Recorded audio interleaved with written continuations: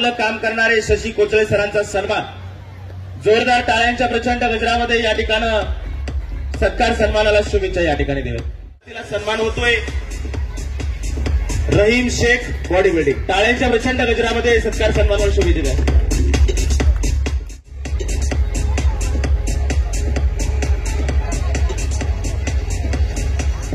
यानंतर दुसरा सन्मान आपणच आता या पिढीमध्ये जर आता या वयात जर ठरलं तर नक्कीच येणारा काळ हा शेतकरी बांधवांसाठी आणि महाराष्ट्राच्या देशाच्या विकासासाठी नक्कीच या ठिकाणी प्रगतीपथावरती राहील. एकदा जोरदार टाळ्यांचा प्रचंड गजर आदरणीय रोहित दादांसाठी या ठिकाणी करूया आणि दोन सत्कार आपण या ठिकाणी आदरणीय दादांच्या हस्ते घेऊयात. रहीम शेख वाई बॉडी बिल्डिंग स्पर्धा स्टेट काय सांगायचं अहो इथं आल्यानंतर एक नंबर वाटतंय. खरं तर असं वाटतंय शेतकऱ्याला एकदम आनंदाचे दिवस आता येणार. एकदा जोरदार टाळ्या कृषी महोत्सवासाठी झाल्या. दादा आज या ठिकाणी आले. दादांसाठी एकदा जोरदार टाळ्या झाल्या पाहिजे. आता काहीतरी वाड्यावर न्यावंच म्हणतो इथलं. साहेबांचे नातू म्हणून आम्ही तुमच्यावर प्रेम करत नाही. ज्यांनी या महाराष्ट्रातील युवकांच्यासाठी संघर्ष यात्रा काढली आणि युवकांचे प्रश्न बेरोजगारांचे प्रश्न विधानसभेमध्ये मांडले म्हणून दादा तुमच्यावर आम्ही प्रेम करतोय.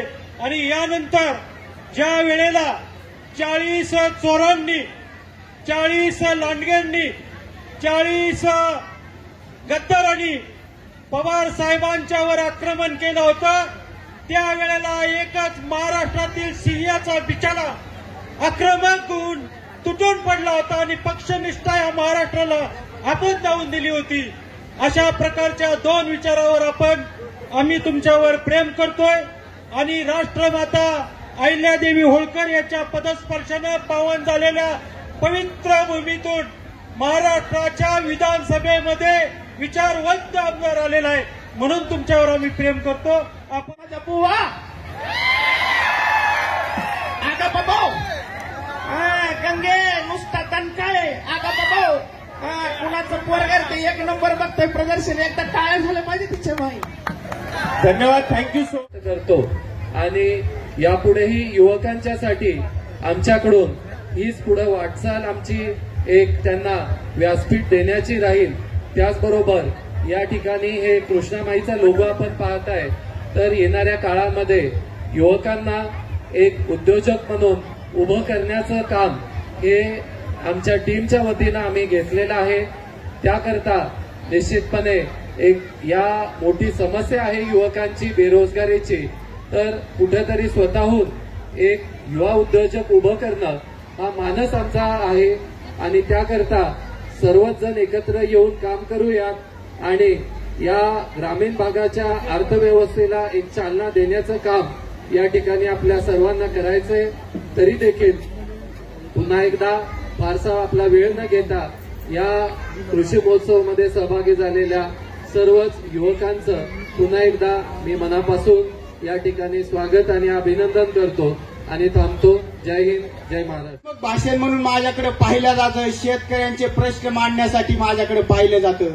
पण आज त्याची गरज वाटत नाही कारण युवक जेव्हा कृषी प्रदर्शनाला येतो तेव्हाच कृषी प्रधान देश होतो असं माझं म्हणणं आहे. त्यामुळे आता युवक हा कृषी प्रदर्शनाकडे वळला आहे हे पाहून फार आनंद होतोय.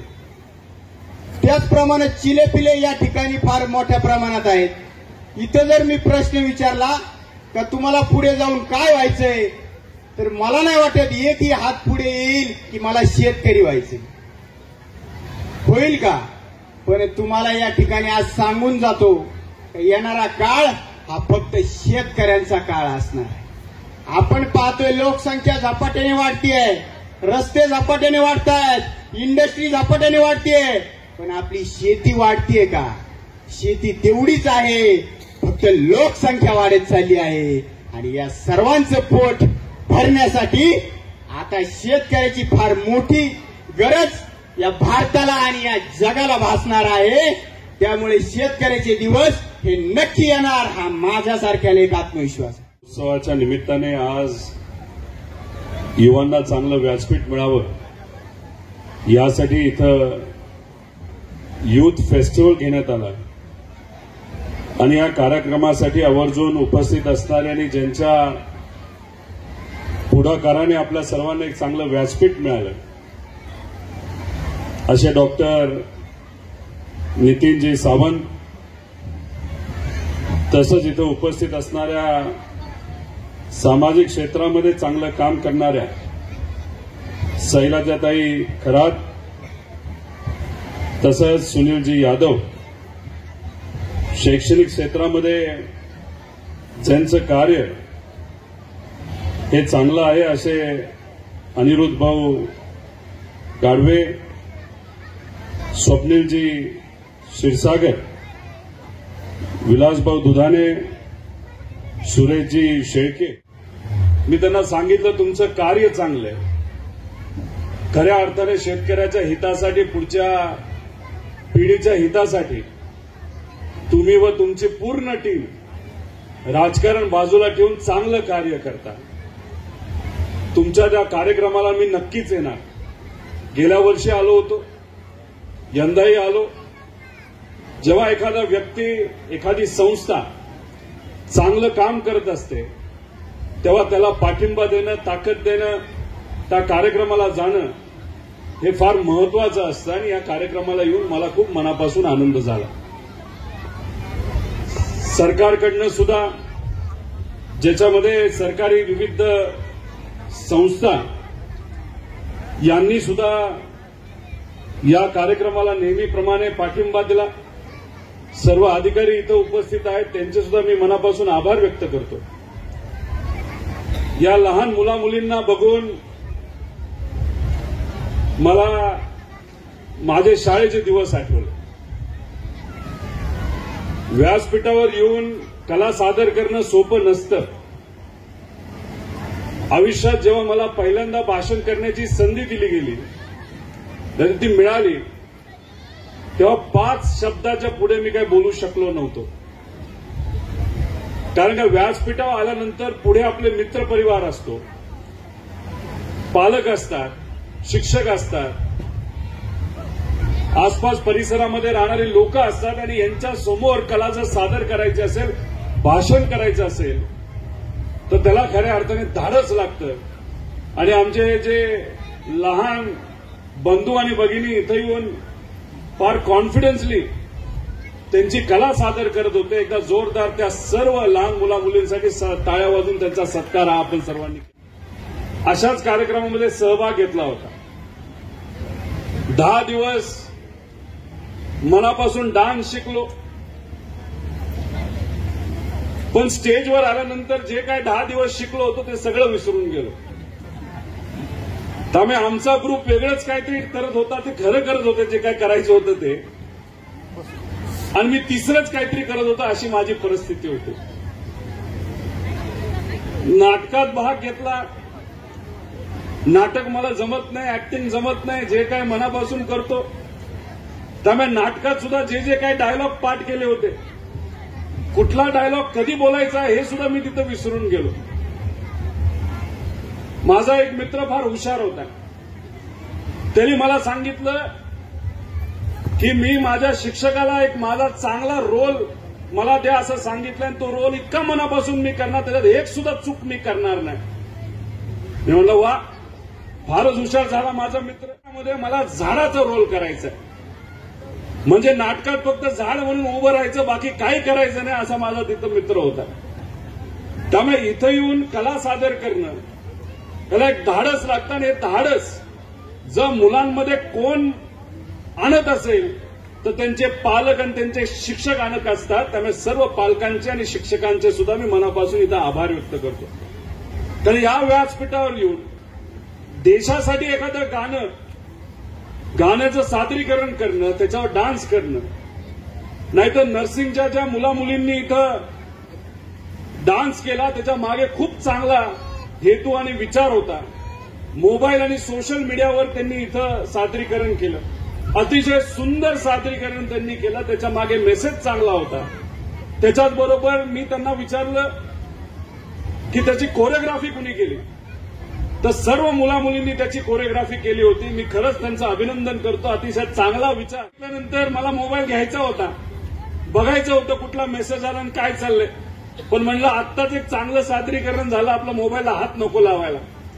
म्हणजे एवढा चांगला इम्पॅक्ट या विविध गोष्टीतून तिथं होत असतो.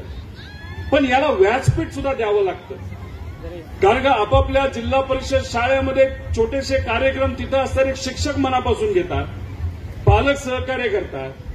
पण 100-200 लोकांसमोर सादरीकरण करणं आणि एका चांगल्या व्यासपीठावर सादरीकरण केलं, याच्यात थोडासा फरक आहे. आणि ते व्यासपीठ शरद कृषी महोत्सवाची टीम आणि डॉक्टर नितीन यांनी या मुलामुलींसाठी दिलं. मनापासून त्यांचं मी अभिनंदन करतो, त्यांच्या टीमचं अभिनंदन या ठिकाणी करतो. आमचे जे शिक्षक आहेत अतिशय मनापासून या मुलामुलींना शिकवतात.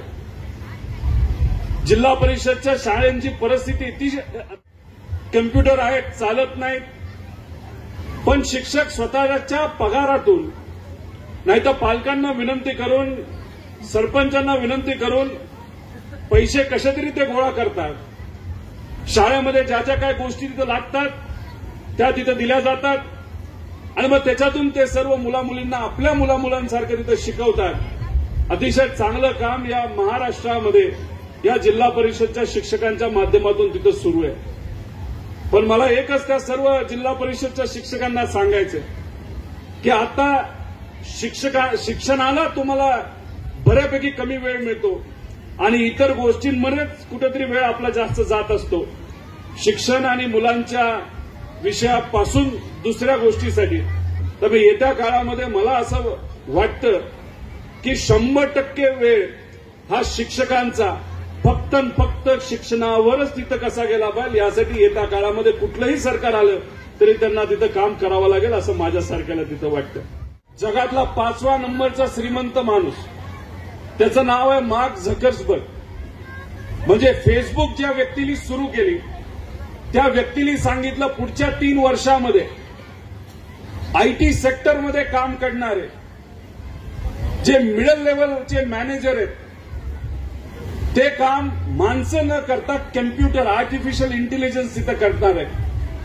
तुम्ही समजून घ्या, या महाराष्ट्रामध्ये आज जर 30 लाख कम्प्युटर इंजिनियर आहेत तर त्या 30 लाखापैकी आज 22 लाख इंजिनियर हे मिड लेवल मॅनेजर आहेत. पूर्वी असलं समजलं जायचं की सरकारी नोकरी लागली की आपलं आयुष्य जबरदस्त झालं, आता काही टेन्शन नाही. तर 10 वर्षापूर्वी जर आपल्याला आयटीमध्ये नोकरी मिळाली तर आपल्याला असं वाटायचं आता लय भारी झालं, काही टेन्शन नाही. पण गेल्या 5-6 वर्षामध्ये त्याच्यामध्ये सुद्धा मोठ्या प्रमाणात बदल होत चालले. आणि हे जे मार्क झकरबर्ग जगातला 5वा श्रीमंत माणूस जर बोलत असेल की 3 वर्षानंतर ही कामं सुद्धा जर कम्प्युटरच करणार असतील तर मग आहे त्या लोकांना सुद्धा हाताला काम राहणार नाही. तर नवीन जे आज शिकत आहेत म्हणजे तुमची जी पिढी आहे त्यांनी सुद्धा विचार करण्याची जरूरत आहे, उद्या आपण काय करणार आहोत. खरं तर मला आश्चर्य वाटतं, आम्ही आमदार म्हणून अधिवेशनामध्ये जेव्हा जातो तेव्हा या विषयावर चर्चा होत नाही. आमची ही लहान मुलं आज 1ली ते 2री 3री मध्ये आहे, जे 20 वर्षानंतर कॉलेजमध्ये जातील तेव्हा काय परिस्थिती असेल, त्या परिस्थितीकडे बघून आज शिक्षणामध्ये बदल करायचे आहेत का याच्याबद्दलची चर्चा अधिवेशनामध्ये दुर्दैवाने होत नाही. आमची आयटीआयमध्ये असणारी मुलं त्यांच्या आयटीआयमध्ये ते मनापासून शिकतात, त्यांचे शिक्षक त्यांना मनापासून शिकवतात, ते आज शिकतात. त्या मशीन आज खऱ्या अर्थाने वापरल्या जातात का, त्याच्यामध्ये खूप मोठे बदल झालेत. आज इलेक्ट्रिक गाड्या आल्यात, इंजिन सुद्धा आज इलेक्ट्रॉनिक झालेले आहेत. त्यामुळे आज जे आम्हाला शिकवलं जातं त्याच्या खऱ्या अर्थाने आम्हाला नोकऱ्या मिळणार आहेत का याच्याबद्दलची चर्चा अधिवेशनामध्ये होत नाही. आमच्या आरोग्याबद्दलची चर्चा होत नाही शिक्षणामध्ये, व तसंच उद्या जाऊन नोकऱ्यांमध्ये काय परिस्थिती आहे त्याच्याबद्दलची चर्चा होत नाही. ही आम्हाला खंत वाटते. आणि जेव्हा आम्ही बोलण्याचा प्रयत्न करतो तेव्हा आम्हाला बोलून दिलं जात नाही. पण आज जर या बाबतीतली चर्चा झाली नाही तर उद्याचा काळ अतिशय धोकादायक नाही तर अडचणीचा असू शकतो. आणि याचा विचार हा सर्वांनीच त्या ठिकाणी केला पाहिजे. राजकारण करत असताना आम्ही सकारात्मक राजकारण करण्याचा विचार करतो. त्याच्यामध्ये नोकरीवर बोलतो, आम्ही शिक्षणावर बोलतो, आम्ही आरोग्यावर बोलतो, शेतकऱ्यावर बोलतो, कष्टकऱ्यांवर बोलतो. पण आजचं राजकारण आपण जर बघितलं तर पूर्वीच्या काळामध्ये रोमन एम्पायर जे होतं, रोमन एम्पायरने अर्ध्या जगावर राज्य 1500 वर्ष तिथं केलं होतं. तर रोमन एम्पायरने काय केलं होतं? त्यांनी गटागटामध्ये वाद लावले. जे छोटे राजे होते त्यांच्यामध्ये वाद लावले, जे विविध समाजाची लोक होती त्यांच्यामध्ये वाद लावले आणि ते वाद फक्त वाढवत राहिले. आज सुद्धा या महाराष्ट्रामध्ये आपण जर बघितलं तर 10 वर्षापूर्वी तुम्ही जावा, जातीवाद या महाराष्ट्रामध्ये कधी नव्हता, धर्मवाद या महाराष्ट्रामध्ये कधी नव्हता. कुठलाही राजकीय नेता एखाद्या व्यासपीठावर जर बोलत असायचा, आम्ही शेतकऱ्यासाठी काय करणार, आम्ही युवांसाठी काय करणार, आम्ही आमच्या माता भगिनींसाठी काय करणार, याच्यावर चर्चा केली जात होती. पण आज दुर्दैवाने त्याच्यावर चर्चा होत नाही.